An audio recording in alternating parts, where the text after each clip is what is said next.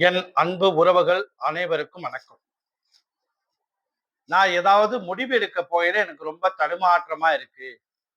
இத செய்யலாமா? வேண்டாமா? அப்படின்னு ஒரு தடுமாற்றமா இருக்கு அப்படின்னா, உங்களுடைய குலதெய்வ கோயில் பக்கத்துல இருந்தா குலதெய்வம் கோயிலுக்கு போங்க. அப்படி இல்லைன்னா உங்களுடைய பூஜை அறையில. இது உங்க வாழ்க்கையில ஒரு தடுமாற்றம். ஏதாவது ஒரு பெரிய முடிவு எடுக்கிறீங்க. அது உங்களால எடுக்கலாமா? வேண்டாமா? அப்படின்னு மனக்குழப்பத்துல இருந்தா இத கண்டிப்பாக செய்யுங்கள். உங்களுக்கு ஒரு நல்ல தீர்வு கிடைக்கும்.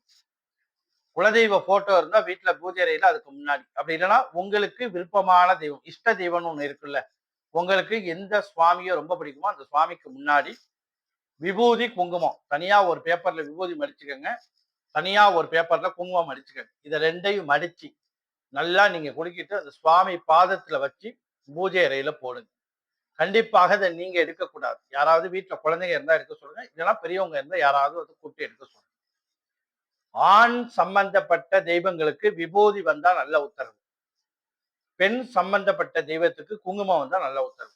உங்களுடைய தெய்வம் ரொம்ப பிடிக்கும். குலதெய்வம் முருகனா இருக்கு அப்படின்னா, விபூதி வந்தது அப்படின்னா, கண்டிப்பாக அந்த காரியத்தை நீங்க செய்யலாம். எந்த விதமான தடங்கள் இருந்தாலும் அவர் பார்த்துப்பார். இல்ல உங்களுடைய குலதெய்வம் அம்மனா இருக்கு அப்படின்னா, குங்குமம் வந்தால் அதை செய்யலாம். இல்லங்க இது 2மே இல்ல. நான் சுவாமி கிட்ட போட்டு எடுக்கிறேன் அப்படின்னா, ஏதாவது நீங்க வேண்டிக்கல எனக்கு எது இருந்தாலும் ஓகே அப்படின்னா, குங்குமம்.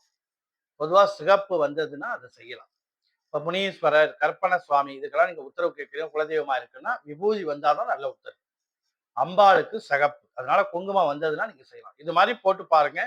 உங்களுக்கு ரொம்ப கடினமான நேரத்துல, முடிவு எடுக்கிறது கஷ்டமா இருக்கிற நேரத்துல, இந்த உத்தரவு, அதாவது தெய்வத்துடைய உத்தரவு உங்களுக்கு நல்ல பலித்தமாக இருக்கும். நல்ல சிறப்பான பலனை கொடுக்கும். நன்றி, வணக்கம்.